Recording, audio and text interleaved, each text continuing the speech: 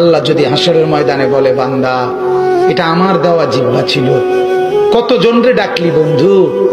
আল্লাহ যদি বলে, বান্দা আমার এই জবানে আমার নামটা কি আমি একবারও শোনার অধিকার ছিল না? আমার এই কপালটায় আজকের সারাদিনে আমি একটা সেজদাও পাওনা ছিলাম না?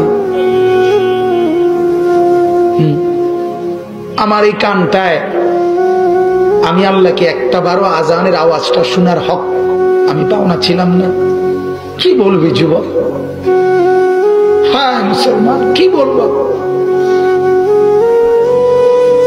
বলো না বাপ, কি বলবো? এক মা যদি বলে, মা তার পাষাণ ছেলেকেও যদি মা বলে, এরে বাপ 9টা মাস তোরে পেটে ধরছি রে বাপ, 2টা বছর তোরে বুকের দুধ খাওয়াইছি বাপ, বিনিময়ে তুই আজকে আমার মতো মা রে ভুলে গেলি বাপ, কেমনে রে সহ্য করলি?